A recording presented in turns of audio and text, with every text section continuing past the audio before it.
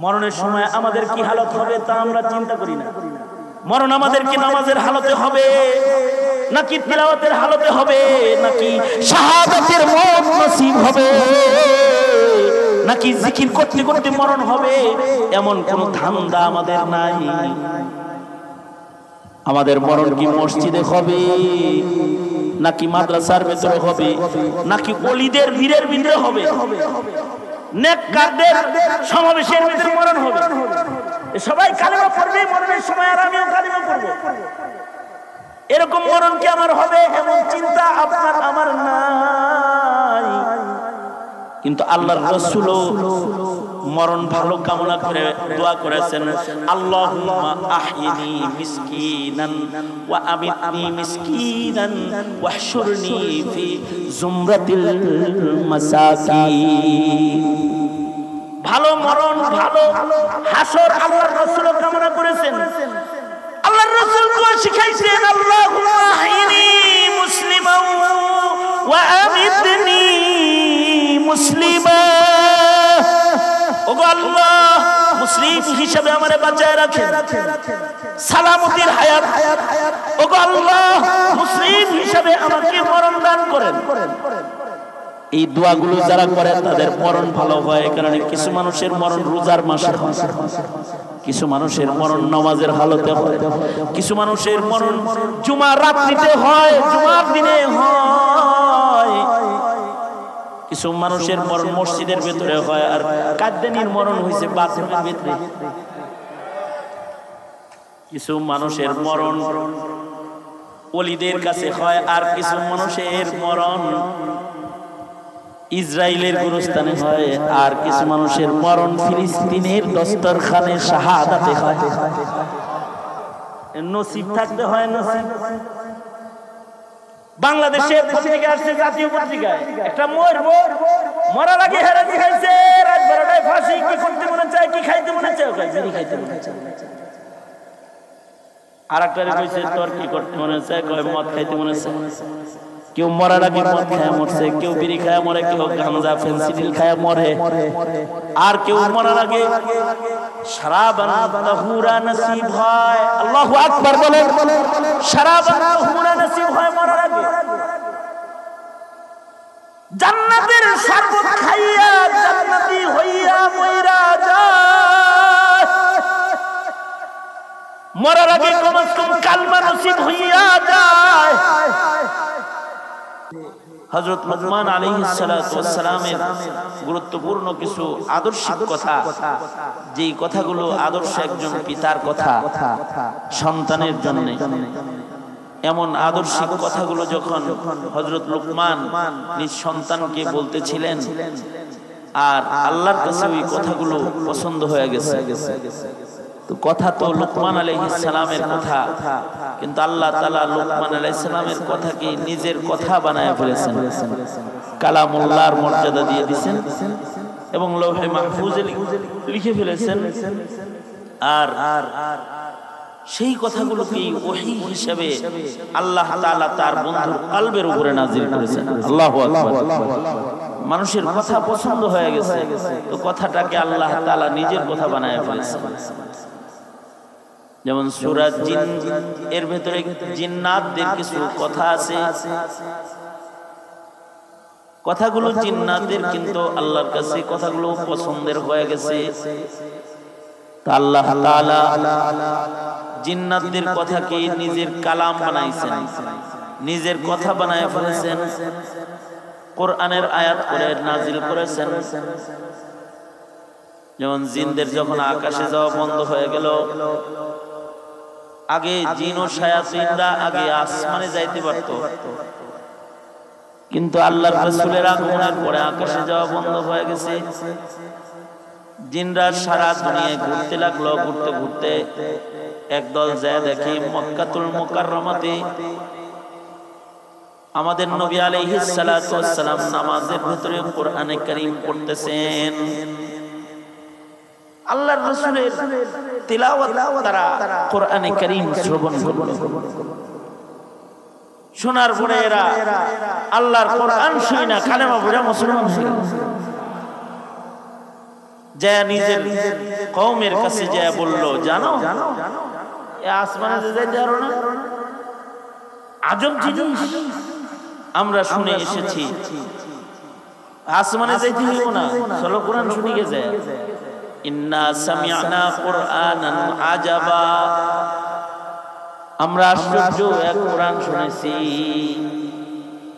যে আমরা ইসলাম কবুল করে ফেলেছি। কথা তো জিন্নাতদের, কিন্তু আল্লাহ তাআলা এই কথাগুলোকে পছন্দ করে ফেলেছেন। আল্লাহ তাআলা জিনদের কথাকে নিজের কথা বানায় ফেলেছেন এবং সূরা জিনের আয়াত হিসেবে আল্লাহ তাআলা ওই কথাগুলোকে হাবিবের কলবের উপরে নাযিল করেছেন। সূরা নামলের ভিতরে পিঁপড়াদের কথা আছে, অথবা হুদহুদ পাখির কথা আছে। আমি যে আয়াতটি পড়েছি সূরা মারইয়ামের একটি আয়াত, যা এই লাইট জ্বালাই লাগে তোমরা আসলে ডিস্টার্ব করো। আমি এই দাওরা হাদিস না আছে ঢুকছো কোন সহজ তোমরা,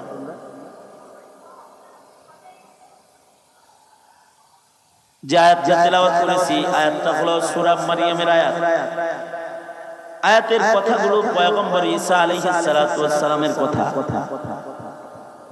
কিন্তু পয়গম্বর ঈসা আলাইহিস সালাতু ওয়াস সালামের মায়ের কোলের দামি দামি ওই কথাগুলো, যেগুলো মায়ের কোলের দোলনায় বলেছেন, আল্লাহ তাআলা সেই কথাগুলোকে পছন্দ করে ফেলেছেন।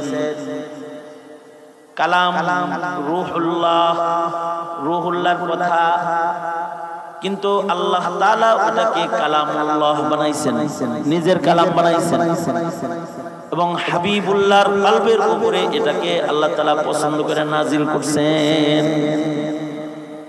এমনিতেই যদি কম বয়সের বাচ্চারা সুন্দর সুন্দর কথা কয়, কথাগুলো মা বাবাও নকল করে।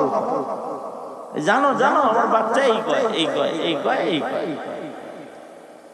বান্দার কথাও যখন সুন্দর হয়, তো সুন্দর কথাগুলো আল্লাহ নকল করে। আল্লাহু আকবার বলেন।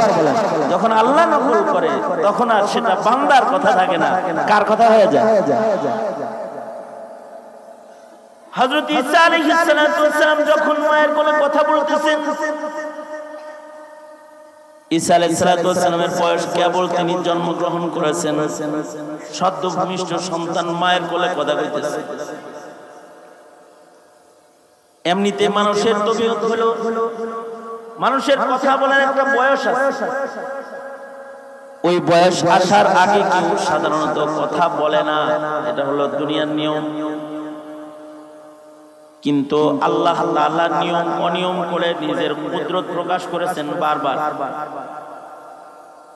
পৃথিবীর মাটিতে আল্লাহ তাআলা আল্লাহর সাধারণ নিয়ম ভেঙে অনিয়মে কিছু বান্দাকে কথা বলাইছেন।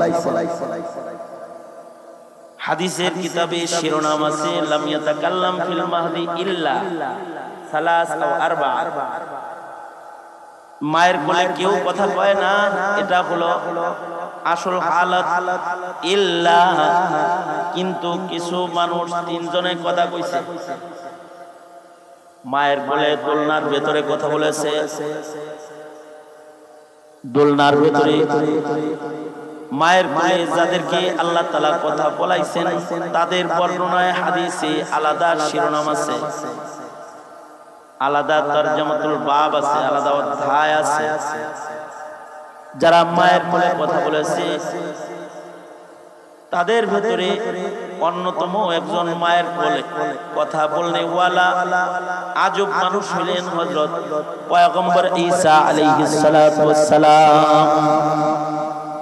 ঈসা আলাইহিস সালাতু ওয়াস সালামকে মার কোলে আল্লাহ কথা বলাইছে।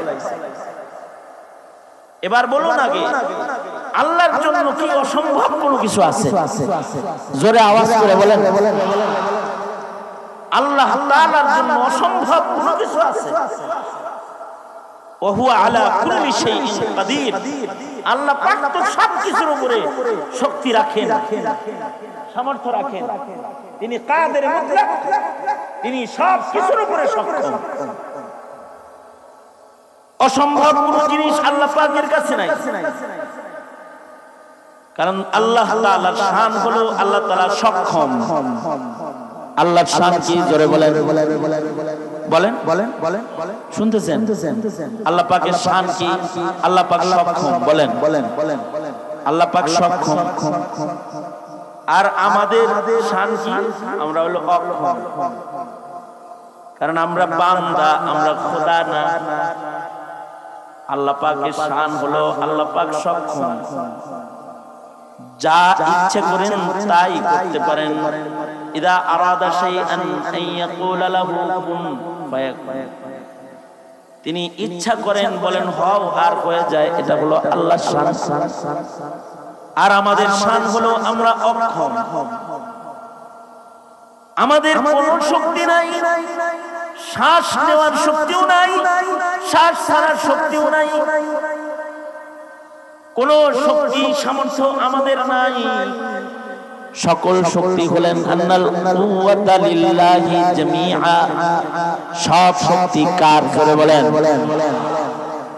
আর আমরা হইলাম অক্ষম, আমরা সক্ষম মালিকের কাছ থেকে চেয়ে চেয়ে নিতে হয়। তিনি যেটুক দেন ততটুক আমরা পাই। লা হাওলা ওয়ালা কুওয়াতা ইল্লা বিল্লাহ। বলেন লা হাওলা, আওয়াজ করে বলেন লা হাওলা ওয়ালা কুওয়াতা ইল্লা বিল্লাহ। লা হাওলা ওয়ালা কুওয়াতা ইল্লা বিল্লাহ। পাঁচ বেলা যখন আজান হয় এই শব্দটা তখন বলা ইবাদত। কারণ মুয়াজ্জিন যখন আজান দেয় সকল মুমিন নর ও নারীর জন্য আজানের উত্তর দেওয়া ইবাদত। আজানের জবাব দিতে হয়। আজানের ভিতরে যখন মুয়াজ্জিন হাইয়া আলাস সালাহ হাইয়া আলাল ফালাহ এই কালিমা যখন উচ্চারণ করে চারবার, দুইবার হাইয়া আলাস সালাহ, দুইবার হাইয়া আলাল ফালাহ, তখন সারা দুনিয়ার সব মুসলমানদের আজানের মুয়াজ্জিনের উত্তরে বলতে হয় লা হাওলা ওয়ালা কুওয়াতা ইল্লা বিল্লাহ। বলেন লা হাওলা ওয়ালা কুওয়াতা ইল্লা বিল্লাহ। আজানের উত্তর দেওয়ার আদব যদি কেউ করে তাহলে তার হাসর সুন্দর হবে, ময়দানে মাহশারে তার গর্দানগুলো উঁচা হবে। ময়দানে মাহশারে যারা মুয়াজ্জিন তাদের হাসর সুন্দর হবে, দেখলেই চিনা যাবে এরা মসজিদে আল্লাহর দিকে ডাকনেওয়ালা কাফেলা মুয়াজ্জিন। তাদের গর্দান উঁচা উঁচা হবে। আর হাদিসে আছে যারা আজানের উত্তর দেনেওয়ালা মুমিন হবে। মুয়াজ্জিন পাঁচ বেলা আজান দিছে আর উনি পাঁচ বেলাই আজানের উত্তর দিছে। আল্লাহু আকবার। আজানের ধ্বনি তার কাছে খারাপ লাগে নাই। কিছু কিছু আছে আজানের ধ্বনি এর কাছে খারাপ লাগে। বাংলাদেশে এক পশ্চিমা দালাল ছিল যার কাছে আজানের ধ্বনি বেশ্যার ধ্বনির মতো লাগে। নাউজুবিল্লাহর ওয়াস্তে করে বলেন, জোরে চিল্লায় আওয়াজ করে বলেন নাউজুবিল্লাহ, জোরে বলেন। আজানের ধ্বনি খারাপ লাগে যার, ওর ঈমান নাই। আজান ইসলামের এমন বড় শিআর, দুনিয়ার সাথে সাথে এটার পছন্দিদা হালাত মানুষের কানে পৌঁছাইতে হয়। বাচ্চাদের কানে জন্মের সাথে সাথে আজান দিতে হয়। সেই আজানের লগে যদি কারোর দূরত্ব হয় তাহলে খোলাসাতুল ইসলামের সাথে তার দূরত্ব হয়।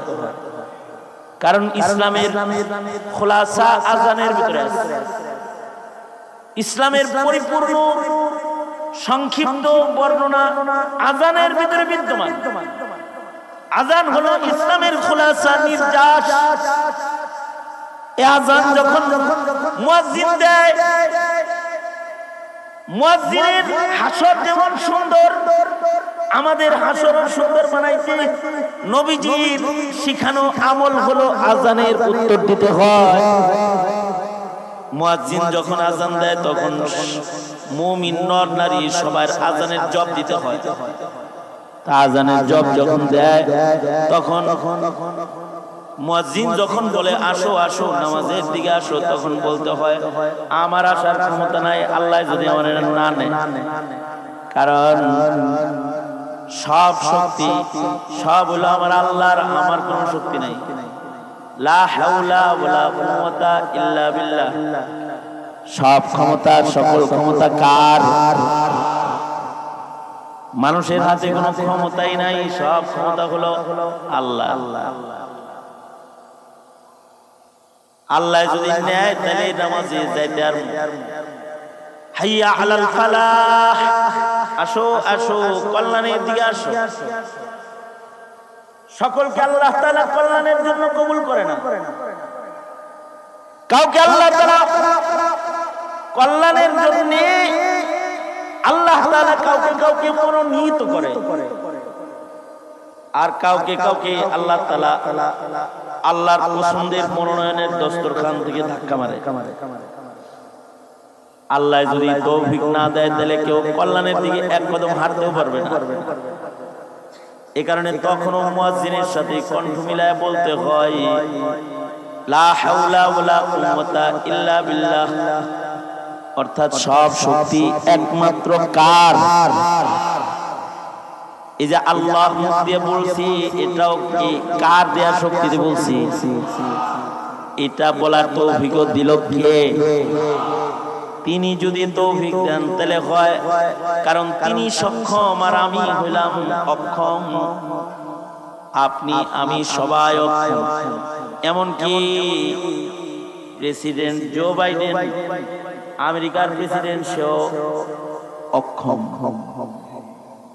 জাতিসংঘের মহাসচিব সেও অক্ষম। দুনিয়ার যত নেতা আছে সব কি অক্ষম।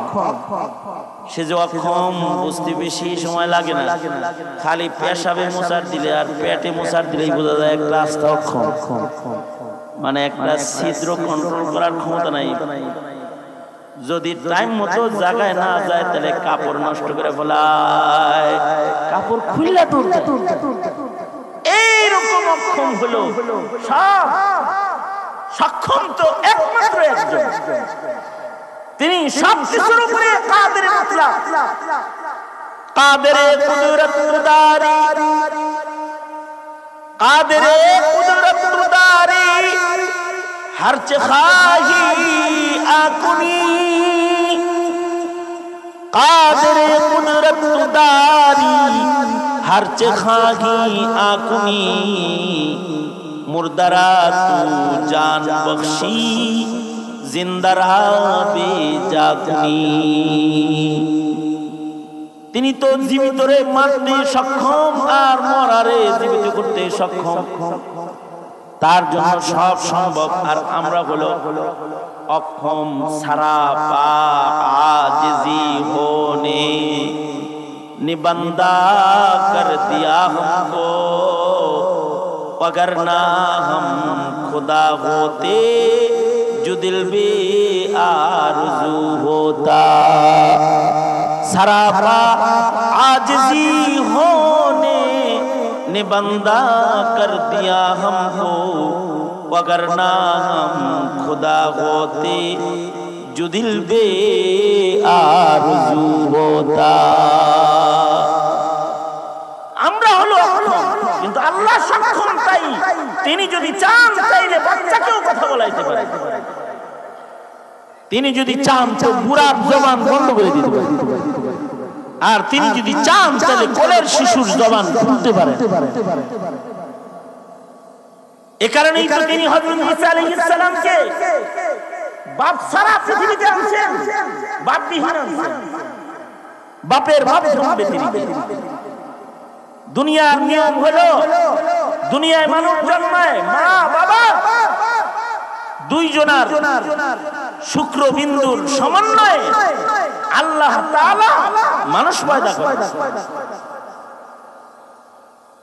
বিজ্ঞানও যদি টিউবের ভেতরেও যদি কোনো বাচ্চা ফুটায়,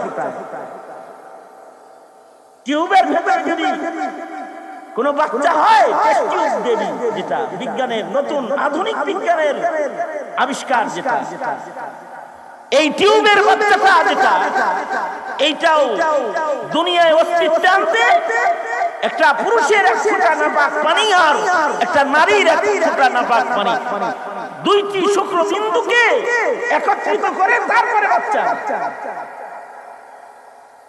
শুধু নরের দ্বারায় অথবা শুধু নারীর দ্বারায়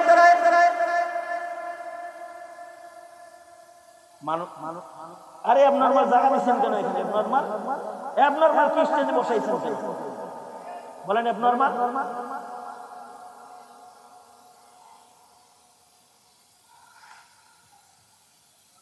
কানের কানে তো ভালো মানুষ, এমনিতে আমার কপাল খারাপ। আমার আলোচনা যখন শুরু হয় এটার ভিতরে আল্লাহর পক্ষ থেকে কিছু আয়া করে, যেন কথাটা তো কিছু হারায় যায়, এর ভিতরে কিছু দুষ্টদের দুষ্টামিও থাকে। আমি আমার মাহফিলে যে এমন পাগল পাইছি, যে পাগল এলাকাবাসী জীবনে কোনোদিন দেখেনি, আজকে হঠাৎ করে পাগলটা। আমি জিজ্ঞাসা করছি যে এই পাগলের জীবনে জীবন দেখছেন? জীবনে দেখিনি, এটা নতুন আইছে।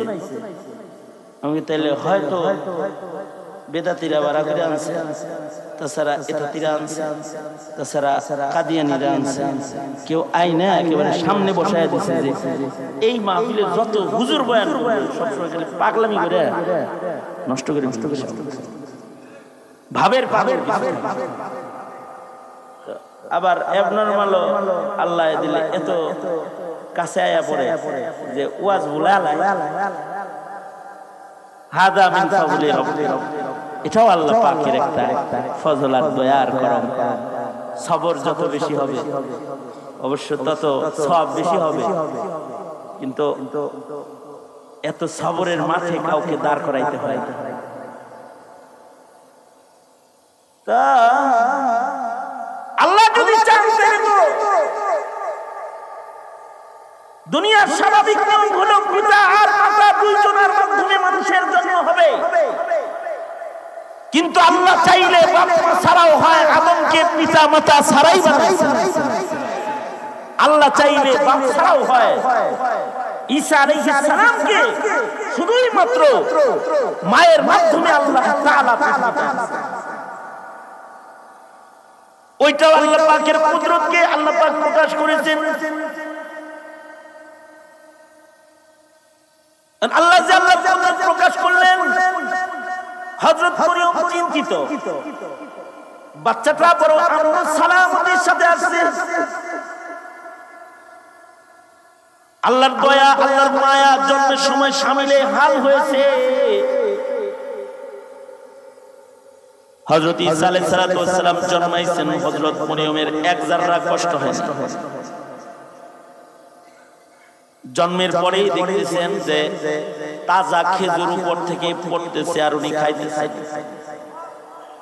পাথর থেকে ঠান্ডা পানি প্রবাহিত হইতেছে। বাচ্চা পাইছে, আল্লাহর সাথে বাচ্চা কোলে লইয়া কথা বলতেছে। বাচ্চা কোলে নিয়ে আল্লাহর সাথে কথা বলতেছে। ও আল্লাহ, পৃথিবীর নিয়ম ভঙ্গ করে শুধু মায়ের মাধ্যমে আমায় আপনি সন্তান দিলেন, বলবোটা কি? আমার সম্মান কি আর রইল? মাটি ফাইটা গেলে ভিতরে যেতাম এর আগে, তাও ভালো। আল্লাহ তাআলা বলতেছেন দিছি আমি নিয়ামত, তোমার এত টেনশন কেন? বাচ্চা দিছি আমি, তোমার ইজ্জত হেফাজত করব আমি। তুমি নিশ্চিন্ত মনে তোমার সন্তান কোলে নিয়ে চলে যাও, মহল্লায় যাও, মসজিদুল আকসায় চলে যাও। লোকে যে ঘিরা দইরা বলবে এটা কে, এর বাবার নাম কি, কি বলবো? আল্লাহ তাআলা নিজে হযরত মরিয়মকে শিখায় দিতেছেন, বলবা আমি রোজাদার। কথা বলা যাবে না। যদি কথা বলতে চাও তাহলে আমার বাচ্চার লগে বলো, তোমার কথা বলা লাগবে না। তাদের কল্পনার বাইরে কথা বলা, তাগর জবান বন্ধ করে দেব আমি। কথা যা বলার যিনি এসেছে তিনি বলবে, যে তোমার পেট থেকে বের হইছে ও কথা বলবে। হযরত মরিয়ম নিশ্চিন্ত হয়ে গেছেন, সন্তান কোলে লইয়া গেছেন। মহল্লার লোকেরা বলে, এই মরিয়ম বাচ্চা কার? ভালো মানুষের বেটি তুমি, পয়গম্বরের কন্যা হইয়া এটা কিরকম ঘটনা হইল? এই বাচ্চাটা কার? পিতার নাম বলো, আমরা তাকে শাস্তি দিব। কে তোমার সর্বনাশ করেছে? হযরত মরিয়ম কোনো কথা বলে না। হযরত মরিয়ম বলেন, আমি রোজা জমানার নিয়ম হলো রোজা রাখলে কথা বলা যেত না।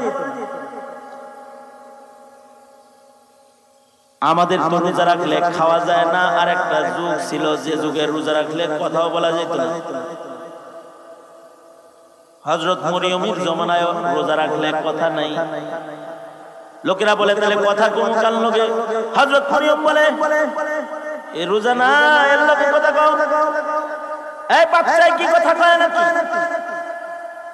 বাচ্চা কথা কয় নাকি বলতে বাচ্চা কথা বলা শুরু করছে, মাথা ঘুরা, একেবারে শক্তি, শিক্ষা, বুদ্ধি, নবুয়াত, রিসালাত সব একত্রিত করে বাচ্চা বক্তব্য শুরু করছে।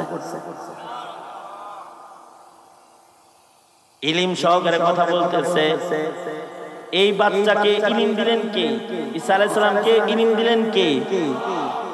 ঈসা আলাইহিস সালামকে কথা বলার শক্তি দিলেন কে?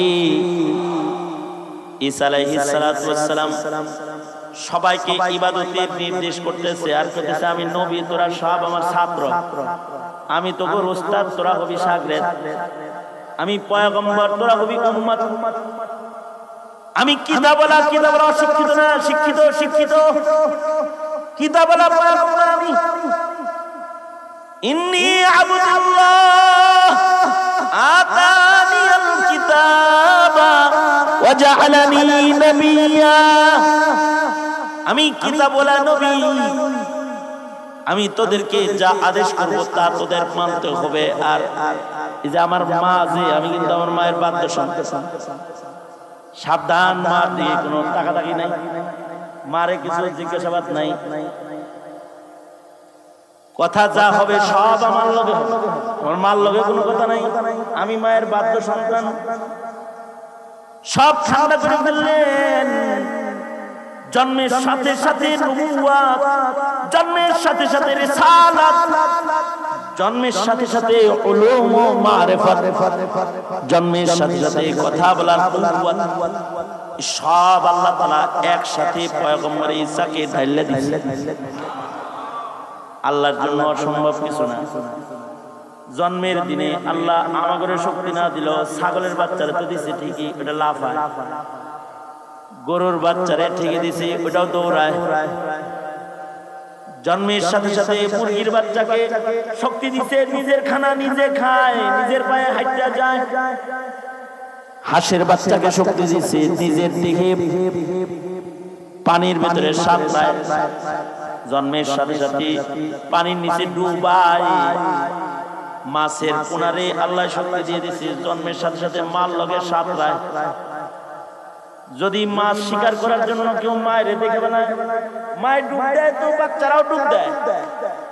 নাই মা যেখানে যায় উঠছে ওইখানে বাচ্চাগুলা উঠছে, সাঁতরানিও শিখছে, ডুবানিও শিখছে। কারোর কাছ থেকে, কোন শিক্ষকের কাছ থেকে জীবনের তরবিয়ত পাইল না, মার কোল পাইল না, মায়ের সাথে দেখা সাক্ষাৎ হইল না সাপের, তারপরও মায়ের মতনই হাইটা যায়। সাপের তরবিয়ত হলো, সাপের খাসলাত হলো, সাপ ডিম পাইরা বুইলা যায়, যে ডিম ও ডিম আছে এটা বুইলা যায়। মুরগির যেমন ডিম আছে এটা স্মরণ থাকে, তো ডিমের কাছে যায়। কিন্তু সাপ ডিম পাইরা ডিম আছে নিজেই বুইলা যায়, কারণ আল্লাহ তাআলা নিজে বুলায়া দেয়, এই জন্য বুলায়া দেয়। সাপের লোকে যেন ওর মাল লোকে জীবনে কোনোদিন দেখাই না হয়। আমাদের 2 বছর মায়ের দুধ খাওয়ায়, আর সাপের জন্মের আগে মা থেকে আলোকের মা যেন করে না দেখে, এটা ওর মা, এটা ওর না জানে, এটা ওর বাচ্চা, এটাও যেন না জানে, এমন আলাদা হয়ে যায়। কারণ সাপের ভিতরে কি না এত বেশি, বড় সাপ ছোট সাপে খায়, এমনকি নিজের বাচ্চা নিজে খায়। এ কারণে আল্লাহ তাআলা সাথে ভুলাইয়া দেয়, ওর বাচ্চা আছে এটাও জানেই না, ওই ডিম পারছে তাও জানে না, অন্যদিকে ঘুরে বেড়ায়, এদিক দিয়ে ওর ডিমের ভেতরে বাচ্চা জন্মায়। বাচ্চাগুলা জন্মের পরে কোন মুআল্লিমের কাছে কিছু শিখেও নাই, কিন্তু এক মুআল্লিমের শিক্ষা দিয়া পাঠায় দিছে কেমনে দৌড় দিবি, তোর মা যেমনি দৌড়ায় তুই তেমনি দৌড়াবি। মার লোকে দেখা হয় নাই, কিন্তু ও যখন দৌড়াইয়া যায় ওর মায়ের মতনই দৌড়াইয়া যায়। কেঁচো আর সাপ দেখলি আলাদা আলাদা বোঝা যায় যে এটা কেঁচা এটা সাপ। আবার ডিফেন্স পাওয়ার আছে, আত্মরক্ষা শক্তি আছে তার। 2 দিনের বয়সের সাপের লেজেও যদি কেউ ছোঁয়া লাগায়, টাচ লাগায়, সাপ তার ডিফেন্স পাওয়ার নিয়ে ফনা ধরে দাঁড়ায় যায়। ওর মা যেমনি ফনা ধরে মার লোকে দেখা হয় নাই, কোন সাপের লোকে দেখা হয় নাই। মহান আল্লাহ শিক্ষা দীক্ষা দিয়া বানাইছে, ডিফেন্স পাওয়ার নিয়ে দাঁড়ায় যায়। যে আল্লাহ সাপের ডিফেন্স শিখাইতে পারে, সাপের হাঁটা শিখাইতে পারে, যে আল্লাহ মাছের জন্মের সাথে সাথে মায়ের তরবিয়ত ছাড়া সাঁতার কাটাইতে পারে। কিছু কিছু মাছ আছে সাগরের নিচে, ওরা মায়ের স্তনের দুধ খায়া বড় হয়। সাগরের নিচে জন্ম কিন্তু মার দুধ খায়, সাগরের পানি খায় না। কারণ নির্ধারিত একটা সময় পর্যন্ত মানুষের বাচ্চার যেমন দুগ্ধ খাইতে হয়, বাহিরের খানা খাওয়া যায় না। সাগরের নিচে এমন কিছু মাছ আছে যাদের পেটে অন্য খাবার সয় না, মার স্তনের দুধ খায়, পানির ভিতরে ঢেউয়ের ভিতরে মায়ের দুধ খায় বাচ্চা। বিজ্ঞানীরা বলে এই মাছগুলো আসলে স্থলের, কিন্তু জলে চলে আসছে না। না, আল্লাহ জলে স্থলের মতন প্রাণী পাইলে কয় দেখ আমি জলেও পারি, স্থলেও পারি, স্থলেও পারি, জলেও পারি। এমন মাছ আবিষ্কৃত, এমন মাছের সন্ধান অ্যাভেলেবেল, ভিডিও পাওয়া গেছে। এখন বিজ্ঞান মানুষের চোখের সামনে এনে দিচ্ছে, যেটা আকাশে উইরা বেড়ায় আর আরাম করার সময় হইলে পানির ভিতরে নেমে যায়। মাছ উড়ে ও সাঁতরায়, আল্লাহু আকবার, উড়ে ও সাঁতরায়। হাঁস আছে, হাঁস এটা উড়েও সাঁতরায়, পাখি উড়ে সাঁতরায়। এই শিক্ষাগুলো আল্লাহ তাআলা ওদেরকে দান করেছেন, কারোর কাছে শিখেও নাই। সাঁতার ট্রেনিং সেন্টারে ভর্তিও হয় নাই, অথবা কোনো ট্রেনিং সেন্টারে উঠতে শিখেও নাই। বিমান চালাইতে কত কিছুর আয়োজন হয়, কিন্তু ওই পাখিরা সাইবেরিয়ান পাখি, এই পাখি অতিথি পাখিগুলা 1200 মাইল 1500 মাইল আকাশে উইরা বাংলাদেশের শীতের দিনে পাড়ি জমায় কোনো পাইলট ছাড়া, কোন ধরনের ম্যাপ ছাড়া। আবার নিজের বাড়ি ফিরে যায় ম্যাপ ছাড়া। আমাগর বিমান ডিসকানেক্ট হয়ে গেলে, খালি ম্যাপের থেকে সংযোগ বিচ্ছিন্ন হয়ে গেলে, নেটওয়ার্ক বিচ্ছিন্ন হয়ে গেলে বিমান ধৈর্য পড়ে যায়। কিন্তু সাইবেরিয়ান পাখি, অতিথি পাখি আকাশে উইরা 1200 মাইল 1500 মাইল দূরে নিজের বাড়ি চলে যায়। ওর কোন নেটওয়ার্ক কানেকশন লাগে না। আল্লাহর বুদ্ধি শক্তি দিয়া সাগর মহাসাগর পার হয়ে নিজের বাড়ি চলে যায়। যে আল্লাহ পাখিকে এই শিক্ষা শক্তি দিতে পারে,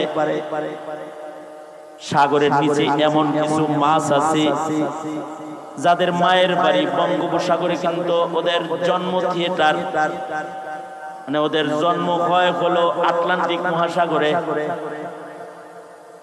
জন্ম হয় আটলান্টিক মহাসাগরে, বাড়ি হলো ভারত সাগরে, বঙ্গোপসাগরে, আরব সাগরে। বাচ্চা দেয়, বাচ্চা দেওয়ার, ওদের বাচ্চা মিষ্ট হওয়ার জায়গা হলো, ডিম প্রসবের জায়গা হলো, ডিম ডেলিভারি সেন্টার হলো আটলান্টিক, দক্ষিণ আটলান্টিকের ভয়ঙ্কর জায়গা, যেখানে গেলে জাহাজ ডুবে যায়। এই জায়গায় যে পাখিগুলা সারা দুনিয়ার সাগর থেকে পাখিগুলা যে ওই জায়গায় যে ডিম দেয়। আশ্চর্য বিষয়, পানির নিচ দিয়ে কেউ 3000 মাইল, কেউ 2500 মাইল, কেউ 5000 মাইল সফর করে আটলান্টিকে চলে যায়। সেখানে যে ডিম দেয়, আজব বিজ্ঞানের আবিষ্কার। এই মাছটা ওইখানে যায় আবার মরে যায়। ডিম দেওয়ার সময় মাছটা মারা যায়, কিন্তু পানির তাপে পানির তাপে এই ডিম থেকে বাচ্চা ফুটে বাইর হয়ে যায়।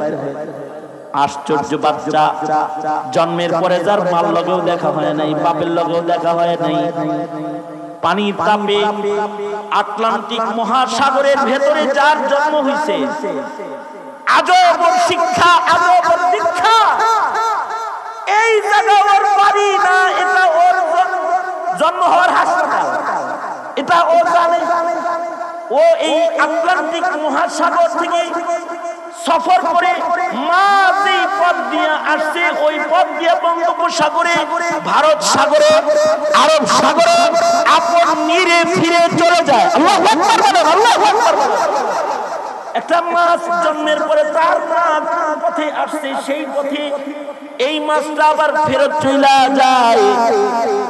যে আল্লাহ মাছের এই শিক্ষা দিতে পারে, ওই আল্লাহ বুঝি মানুষকে শিক্ষা দিতে পারে না। এই কারণে নবীদের শান, নবীদের জন্মের সাথে ইসমতে আম্বিয়া, নবীরা জন্মের সাথে সাথে আকলমন্দ।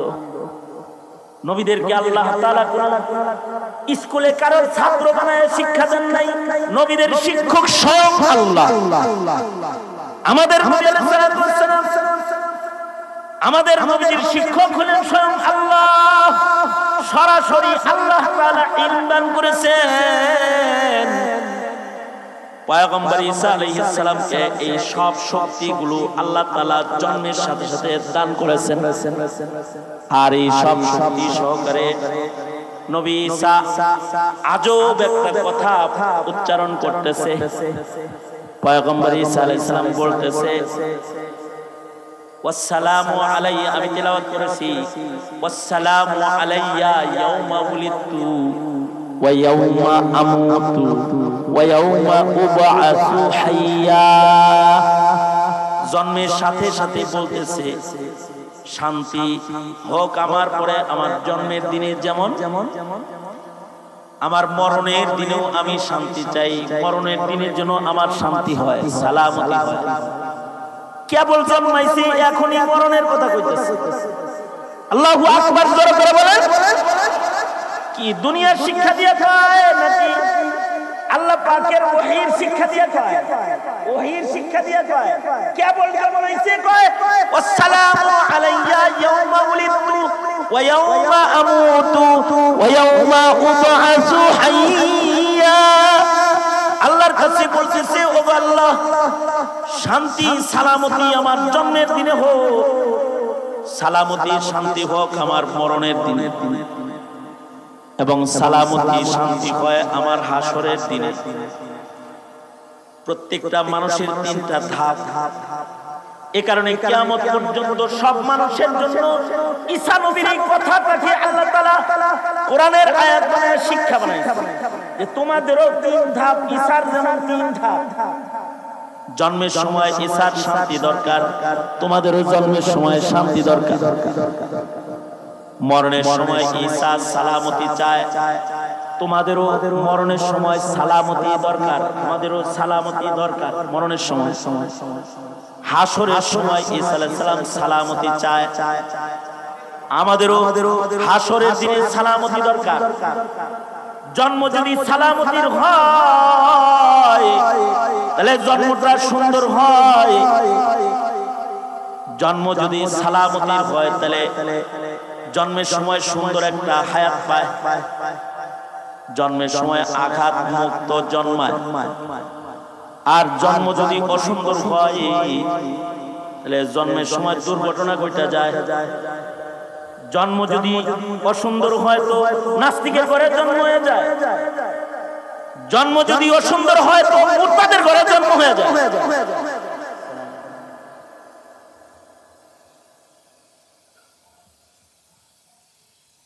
জন্ম যদি সুন্দর হয় তাহলে অলির ঘরে জন্ম হয়ে যায়, নবীর ঘরে জন্ম হয়ে যায়। ইব্রাহিম কত সুন্দর জন্ম, ইয়াকুবের ঘরে জন্ম হওয়া কত সুন্দর জন্ম, মুহাম্মদুর রাসূলুল্লাহ সাল্লাল্লাহু আলাইহি ওয়াসাল্লামের সন্তান হয়ে জন্মগ্রহণ করা কত সুন্দর জন্ম, অথবা মুহাম্মদুর রাসূলুল্লাহ সাল্লাল্লাহু আলাইহি ওয়াসাল্লামের উম্মত হয়ে জন্মগ্রহণ করা কত সুন্দর জন্ম,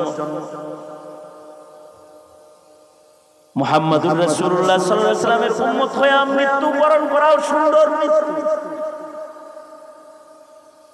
কেউ কেউ আছে মরার সময় শান্তি থাকে না, নিরাপত্তা আল্লাহ দেয় না, তখন কি হয় যে জন্মের আগেই মইরা যায়, আর এখনো দুনিয়ায় আসে নাই, পেটে ভালো ছিল, যেদিন ডেলিভারি হইতেছে সেদিনও নড়ে চড়ে, পালস ঠিক আছে, সব ঠিক, কিন্তু জন্মের সময় দুনিয়ার আলো দেখার আগে মরছে।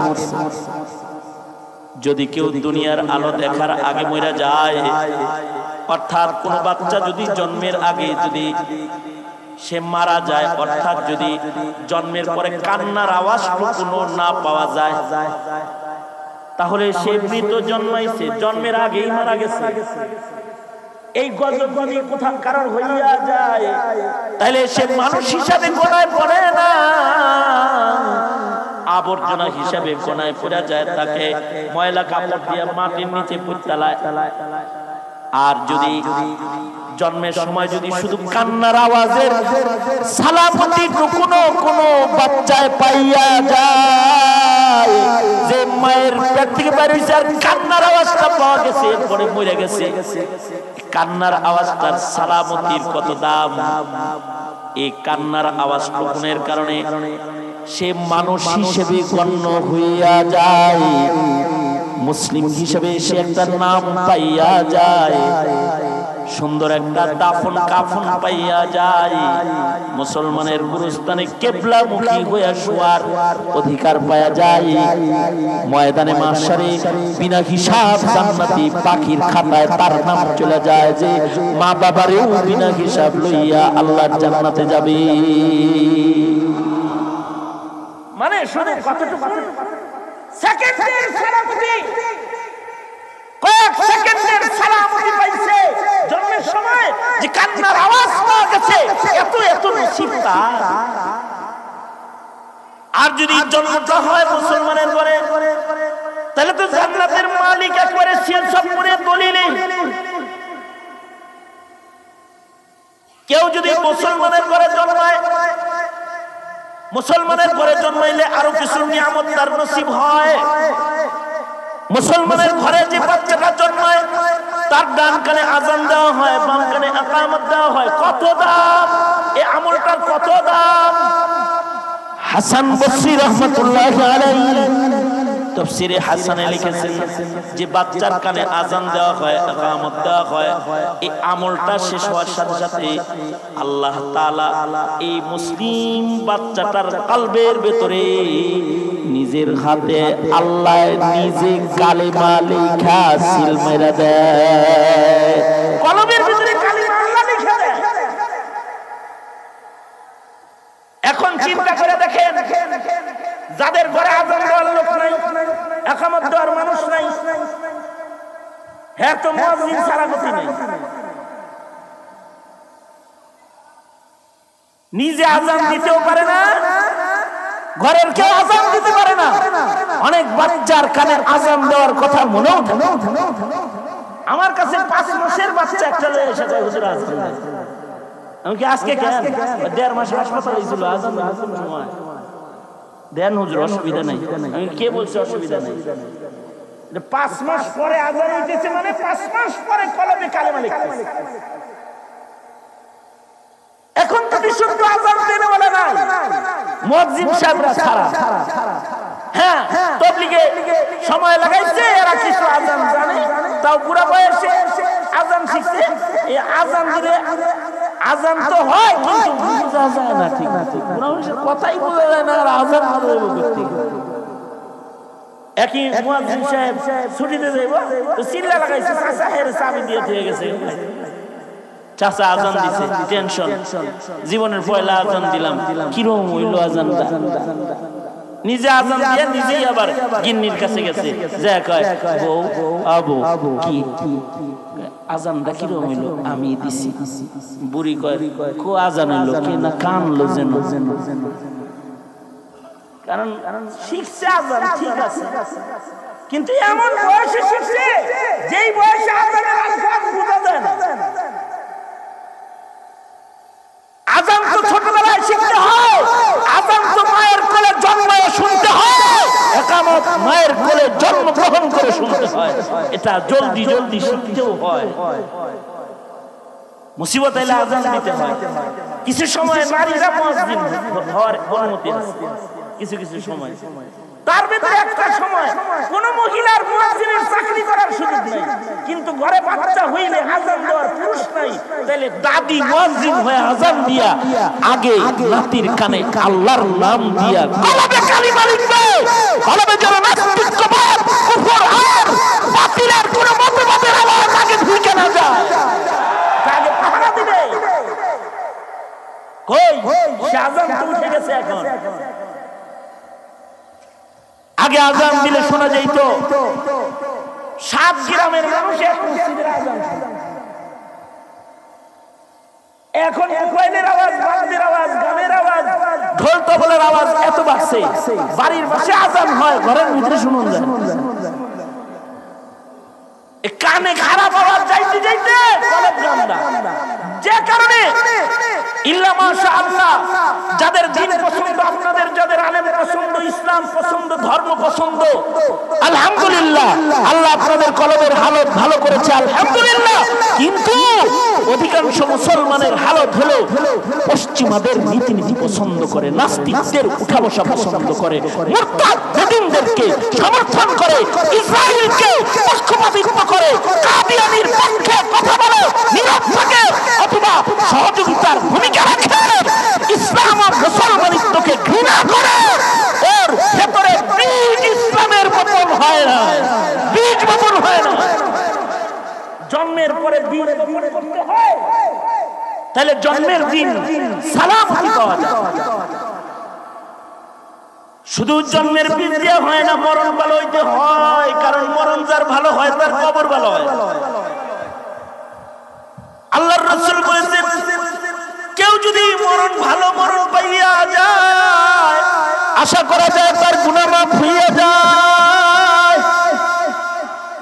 ভালো মরণ পাইলে 100 খুনের গুনাহ মাফ হইয়া যায়, বুখারী বলে।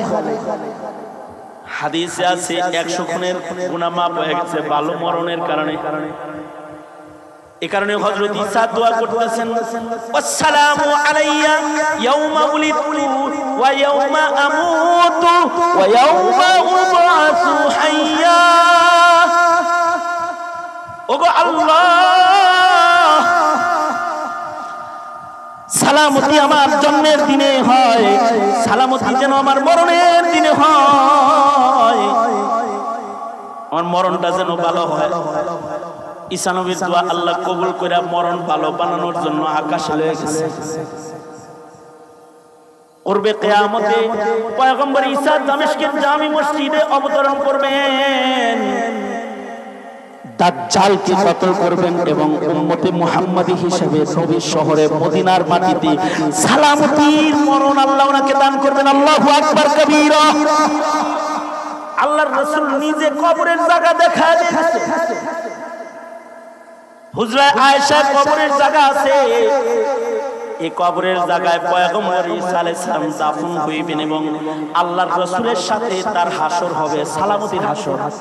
ওয়াসসালাম জন্ম লইয়াই কয় ওয়াসসালামু আলাইয়া ওয়াসসালামু আলাইয়া ইয়াউমা উলিদতু ওয়া ইয়াউমা আমুতু ওয়া ইয়াউমা উবআসু হাইয়া। আল্লাহ কি বলতেছে, ও আল্লাহ, জন্মের দিনে সালামতি চাই, মরণের দিনে সালামতি চাই, হাসরের দিনের সালামতি চাই। কিন্তু আমরা মুসলমান যারা আছি, আমাদের কিন্তু জন্মাইছি, মরণের চিন্তা আমাদের নাই, খালি হলো বাঁচনের চিন্তা। মরণের সময় আমাদের কি হালত হবে তা আমরা চিন্তা করি না। মরণ আমাদের কি নামাজের হালতে হবে, নাকি তিলাওয়াতের হালতে হবে, নাকি শাহাদাতের মত নসিব হবে, নাকি জিকির করতে করতে মরণ হবে, এমন কোন ধান্দা আমাদের নাই। আমাদের মরণ কি মসজিদে হবে, নাকি মাদ্রাসার ভেতরে হবে, নাকি ওলিদের বীরের ভিতরে হবে, নেককারদের সমাবেশের ভিতরে মরণ হবে? সবাই কালিমা পড়বে মরণের সময়, আর আমিও কালিমা পড়ব। এরকম মরণ কি আমার হবে, এমন চিন্তা আপনার আমার নাই। কিন্তু আল্লাহর রাসূলও মরণ ভালো কামনা করে দোয়া করেছেন, আল্লাহুম্মা আহইনি মিসকিনান ওয়া আমিতনি মিসকিনান ওয়াহশুরনি ফি জুমরাতিল মাসাকিন। ভালো মরণ, ভালো হাসর আল্লাহর রাসূল কামনা করেছেন। আল্লাহর রাসূল দোয়া শিখাইছেন, আল্লাহুম্মা আহইনি মুসলিমান ওয়া আমিতনি মুসলিমা। ওগো আল্লাহ, মুসলিম হিসেবে আমারে বাঁচায় রাখেন, সালামতির হায়াত। ওগো আল্লাহ, মুসলিম হিসেবে আমাকে মরণ দান করেন। এই দোয়াগুলো যারা করে তাদের মরণ ভালো হয়। কারণ কিছু মানুষের মরণ রোজার মাসে হয়, কিছু মানুষের মরণ নামাজের হালতে হয়, কিছু মানুষের মরণ জুমার রাত্রিতে হয়, জুমার দিনে হয়, কিছু মানুষের মরণ মসজিদের ভেতরে হয়, আর কাদ্দানির মরণ হয়েছে বাথরুমের ভিতরে। কিছু মানুষের মরণ ওলিদের কাছে হয়, আর কিছু মানুষের মরণ ইসরায়েলের গোরস্থানে হয়, আর কিছু মানুষের মরণ ফিলিস্তিনের দস্তরখানে শাহাদাতে হয়। নসিব থাকতে হয়, নসিব। বাংলাদেশের পত্রিকা আসছে, জাতীয় পত্রিকায় একটা মরার আগে হেরাজি খাইছে, রাত 12টায় ফাঁসি। কি করতে মনে চায়, কি খাইতে মনে চায়, বিড়ি খাইতে মনে চায়। আর একটা কইছে তোর কি করতে মনে চায়, কয় মদ খাইতে মনে চায়। কেউ মরার আগে মদ খায় মরছে, কেউ বিড়ি খায় মরে, কেউ গাঁজা ফেন্সিডিল খায় মরে, আর কেউ মরার আগে শারাবান তাহুরা নসিব হয়। আল্লাহু আকবার বলেন, শারাবান তাহুরা নসিব হয় মরার আগে। জান্নাতের শরবত খাইয়া জান্নাতি হইয়া মইরা যায়। মরার আগে কমস কম কালমা নসিব হইয়া যায়। আবু যুরআ রাজি রাহমাতুল্লাহি আলাইহি জমানার বড় মুহাদ্দিসের নাম, যার ছাত্র ছিলেন ইমাম আহমদ বিন হাম্বল, যার ছাত্র ছিলেন আলী ইবনুল মাদনী, যার ছাত্র ছিলেন ইয়াহইয়া ইবনে মাঈন, ইমাম বুখারীর উস্তাদ যারা, তারা হলো আবু যুরআ রাজি রাহমাতুল্লাহ আলাইহির ছাত্র। 6 লাখ হাদিস মুখস্থ ছিল সনদ সহ। ওনার এক ছাত্র বউরে কইছে, আমার ওস্তাদের 1 লাখ মুখস্থ আছে সনদ সহ, যদি না থাকে তুই তালাক। সকাল বেলায় যায় কয়, বিবিরে বলছি 1 লাখ হাদিস মুখস্থ না থাকলে তালাক। বউ আছে নাকি তালাক হইছে? ওস্তাদ কয় আছে, কারণ আমার 1 লাখ না 6 লাখ মুখস্থ। 6 লক্ষ হাদিস সনদ সহ মুখস্থ ছিল। যখন ইন্তেকাল করেছে, আজব মরণ।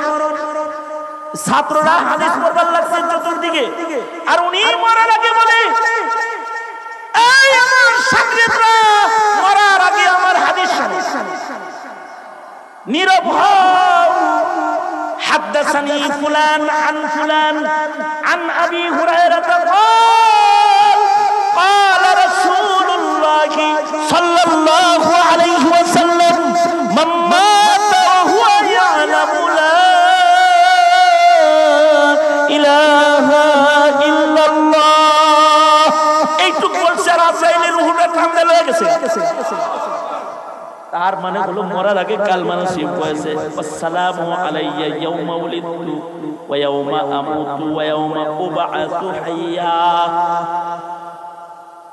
আলী ইবনুল মাদনী রাহমাতুল্লাহ আলাইহি মদিনায় মারা গেলেন। ইমাম বুখারীর খুব আদরের উস্তাদ, বুখারী শরীফের riwayতের অভাব নাই। উস্তাদের রিওয়ায়াত দিয়ে বুখারী পড়ে ফেলেছেন ইমাম বুখারী। আলী ইবনুল মাদনী মদিনায় মারা গেল। আশ্চর্য নসিব, আজীব ইত্তেফাক যে ওই দিন মিউজিয়াম থেকে আল্লাহর রাসূলের চৌপায়াটা বের করা হয়েছে, অর্থাৎ যে খাটের উপরে হাবিবে কিবরিয়া मुहम्मद रसूलुल्लाह सल्लल्लाहु अलैहि वसल्लम जिसमें अतहर की गुस्ल দেয়া হয়েছে, যে খাটের ভিতরে রাসূলকে কাফন পরানো হয়েছে, এই খাটটা পরিষ্কার করার জন্য বাইরে বের করা হয়েছে। আর ওই সময় আলী ইবনুল মাদানী মারা গেছে। সবাই কয় ইবনুল মাদানী বুঝি খাটে শুইতে চায়, খাটো বাইরে হইলো, হে চলে গেল, দে তার লাশটা নবীর পালকিতে উঠায় দে। আল্লাহর রাসূলের খাটে উনারে শোয়া দেয়া হইল। এই পালকিতে কইরা আল্লাহর রাসূলকে কবর জগতে নামানো হয়েছে রওজা আতহারে। আর এই পালকিতে চইরা আলী ইবনুল মাদানী জান্নাতুল বাকি গুরুস্থানে চলে গেল।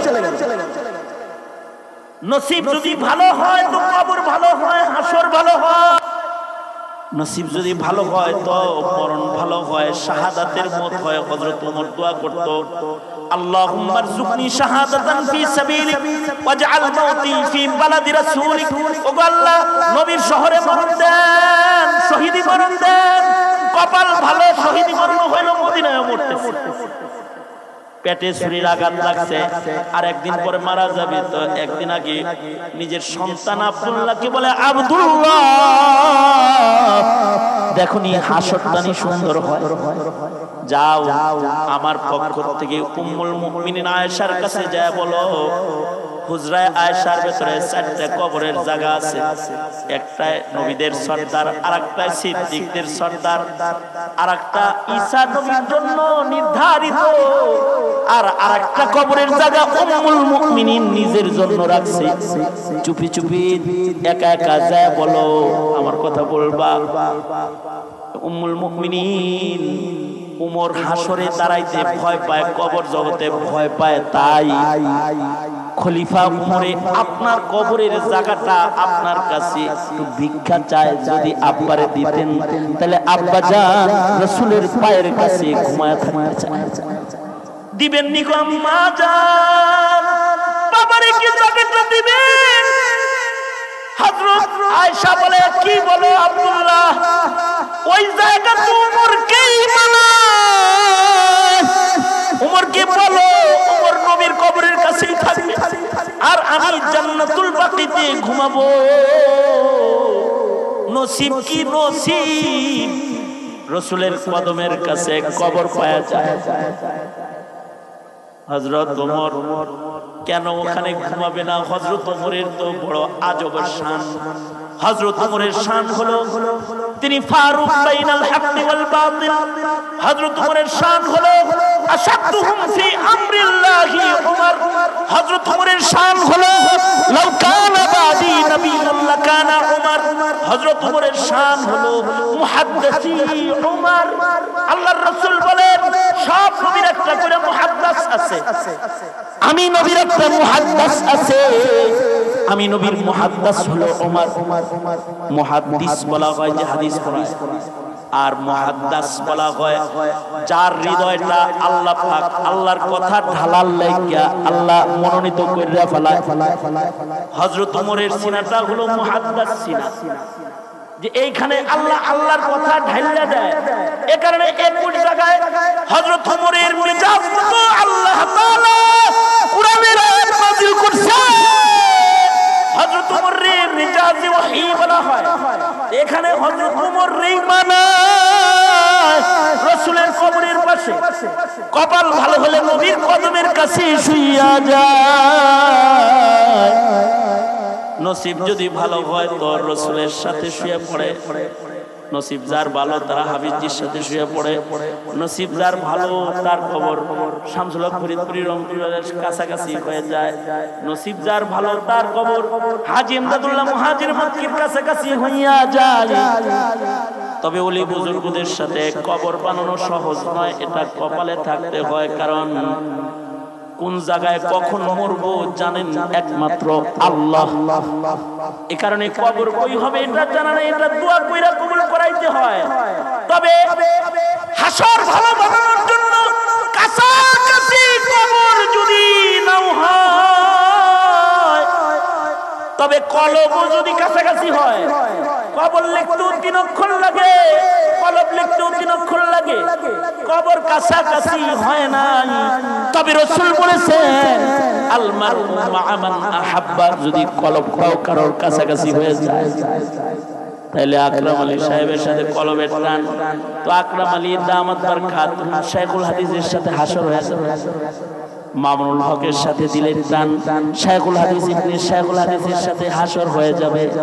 হাফিজ পীরজির সাথে টান, তাদের সাথে হাসর হয়ে যাবে। কুতুব আখতাব ওলি বুজুর্গ মাশায়েখের সাথে টান, তো তাদের সাথে হাসর হয়ে যাবে। শামসুল হক ফরিদপুরের সাথে প্রেমের টান, তো হাসর হয়ে যাবে।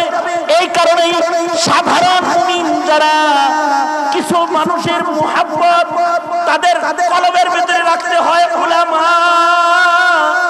আলেমদেরকে দিলে বসে রাখতে হয়। যদি আলেমদেরকে দিলে রাখা হয় তাও আলেমদের সাথে হাসর পাওয়া যায়। আল মারউ মা'a মান আহাব্বা।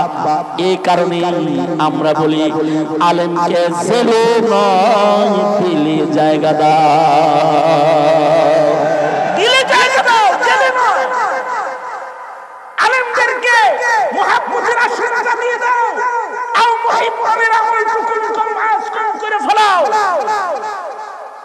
তাইলেও তাদের সাথে কম হাসর হয়ে যাবে। মাহফিলগুলোর মাধ্যমেও জাতির ভালোবাসা আলেমদের সাথে প্রমাণিত হয়। এইটাও যাদের ভালো লাগে না তারা মাহফিল চলে আর আড্ডাখানায় বসে সময়। সুতরাং জনম ভালো হওয়া দরকার, মরণ ভালো হওয়া দরকার, হাসর ভালো হওয়া দরকার।